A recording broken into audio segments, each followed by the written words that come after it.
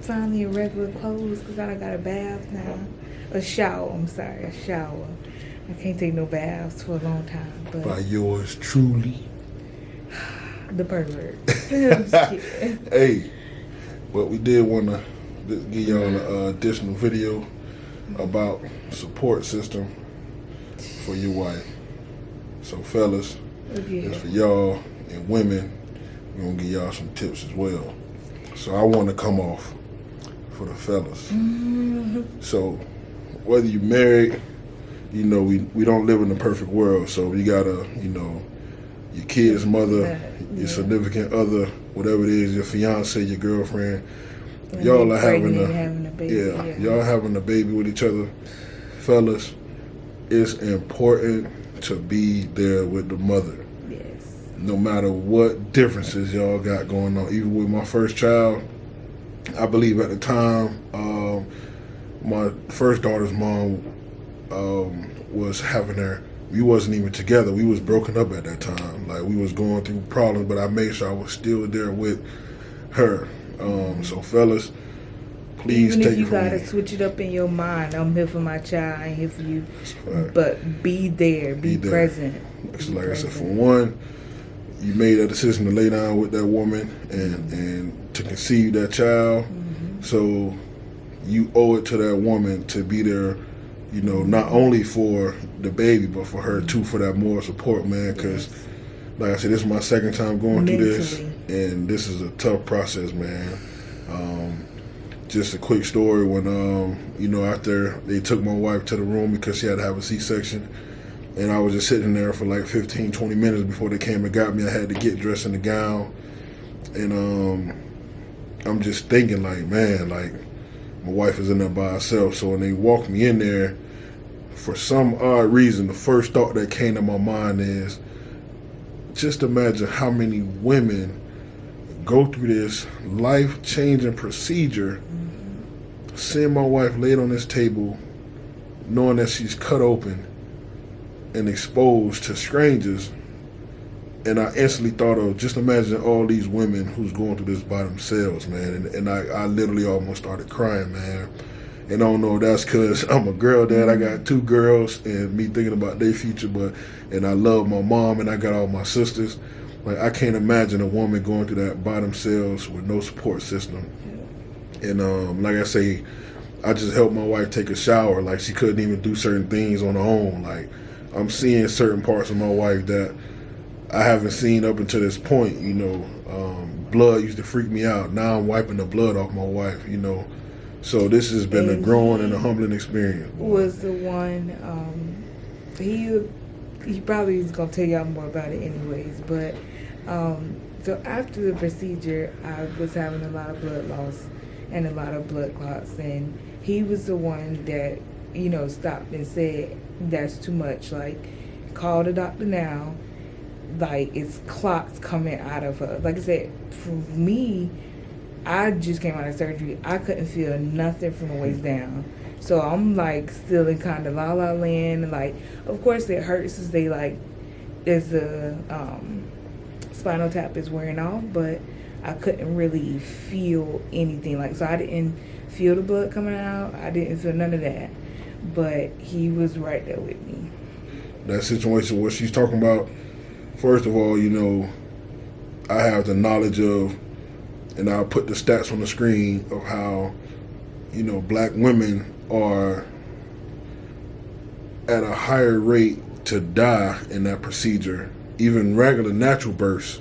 And I say natural births because the way they do it here in America is not the way that, you know, births are supposed to take place. And I'm not even going to go down that rabbit trail, but, you know, Google it. But I just know for the C-section process, you know, is a money-making procedure for one. So I didn't want it from the beginning because, you know, I felt like they was kind of coercing us to go that route.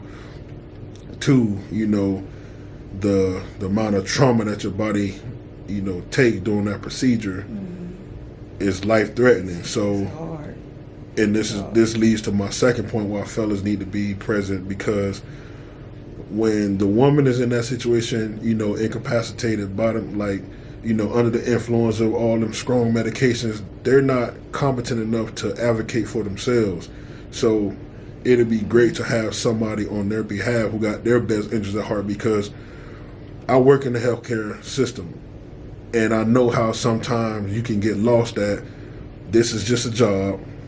It's going to be millions of more patients I'm going to see, I'm going to come across, and they don't have that true bond with that patient. So if they die, hey, we need somebody to clean up this room. We just had a patient died. Time of death is, you feel me? So they need somebody who got that relationship that'll advocate for them for life, man. And I'm sitting there looking like, oh, well, it's just a clot. No, my God, that's not just one clot. Like, I've seen a clot before and I damn near passed out. Excuse my language, but it's that serious. Like, I almost passed out. That's not a regular clot. And then after he removed the clot, blood is just flowing and flowing. And I'm like, okay, so now what's the next step? She may be hemorrhaging. What's the next step? What are we going to do? Are we going to wait till it's too late? Like, we need to start call the doctor in. And the lady was like, you're right. Call the doctor in, put an IV in just in case she need the blood. God's blessing, the bleeding stopped, everything returned back to normal. That was just a part of the C-section process. I was supposed to be in the recovery room for 2 hours. Mm-hmm. So we were supposed to be out of the recovery room around about like 6, 7 o'clock. Yeah, because I gave birth at 4:30. But we ended up staying there a whole shift. Like literally till 11 o'clock in the morning. Yeah. No, it was way later than that. It was later than shift exchange. Yeah, so gave birth at 4:28 a.m. Didn't leave the recovery room that over there until almost shift change here, which is 7 p.m. Yeah, so it was for a long time. It was definitely a different situation, man. And I know this video is not going to stop, life from taking place, and there's going to be millions and millions of other women who gotta go through this by themselves. But I just hope I reach just one man, like, all right, and change his perspective on it. Because, man, listen, bro, I've been through some surgeries dealing with football. I broke my foot, broke my ribs in the car accident, broke my hand, I tore my LCL, and I just remember, them surgeries. And I always had somebody there with me, because it's traumatic, man. Like, just knowing that I may not wake up. Yeah, my TT gonna be there. Let me tell you. So TT been trying to get her way up here since. Yo, my mama is crazy. This lady telling the police outside that we her surrogate parents and she's the real parent. Y'all, I ain't laughing how I want to my my God. decision still hurt, but y'all, this lady she gonna get here, okay? Oh my goodness. Cause Lord have mercy. That lady there, man. I wouldn't be surprised if the day we leave here, she waiting outside and follow us home. I wouldn't be surprised either. I'm telling you, I wouldn't be surprised. Man, this may be my last one, I don't know. But if you come in here to be the support person, you got to have your emotions in check, boy. Yes. And prayer help you do that, man. Mm-hmm. And like I said, I'm gonna put a clip in here where my pastor was talking about fear. And man, that video literally as my wife was, in contractions, I'm playing that video out loud just so she could hear the words that he said. Because, man, for you guys who don't know, my dad just passed January, and I'm not gonna lie, man, I'm still affected by it. Like, every day I'm hurting, man, and like just being here, like knowing how close my wife is to that, is just, man, it's traumatic, man. So as a man, as the husband, I'm trying to hold my emotions intact all while, I'm thinking about my dad, and like, it's just like, you gotta have your emotions in check, boy, because it's a scary situation, and you don't want no doubt for your loved one going into that surgery, and then they're scared because you scared. Mm-hmm. And like I say, with fear, man, fear do a strange thing to your body, man. And this paralyzed. And this is a fact. You can get shot in your shoulder And if you're scared and if you panicking, you can die from that. Rather than somebody getting riddled with bullets and they can drive themselves to the hospital and they survive. This is a fact now. Bro, fear is powerful, man. Fear is powerful, but what combats fear is the peace from God, boy. And I'm not even for the preach, but it's the peace from God, man. And like I say, just listening to that video of my pastor, I even posted on my Facebook. I'm going to put the link in the description below so you guys can watch it, that video, man. You have to be specific with your prayer.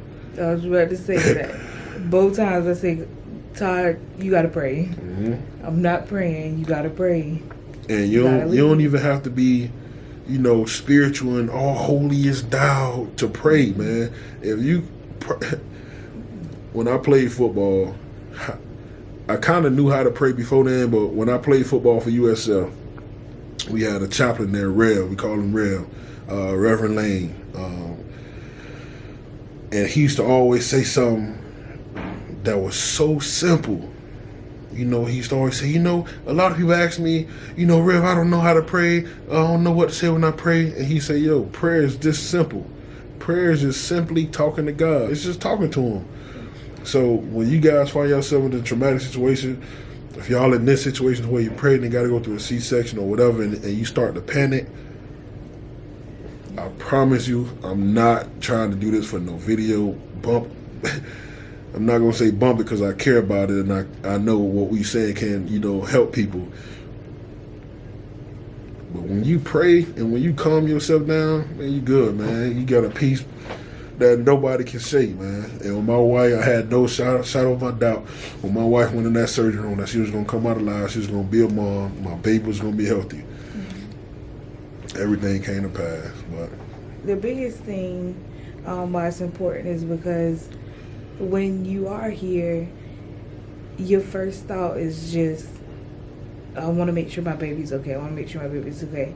And then they start telling you, okay, well, you as mom got to be okay too. And so they start telling you all this stuff. And it puts fear in your heart. Like, it shakes your foundation. And that was the part that I had to get over. Like, God, you ain't bring me this far to let this happen. And I text my aunt, Auntie Nikki, and I was just telling her, I'm like, Auntie, like, I'm nervous. Like, this my first pregnancy. I don't know what to do. I don't know what these people saying. And of course, having a background, I know exactly what they're talking about. I didn't go around, oh yeah, I'm a nurse, so I know what you're talking about. No, I just let them talk.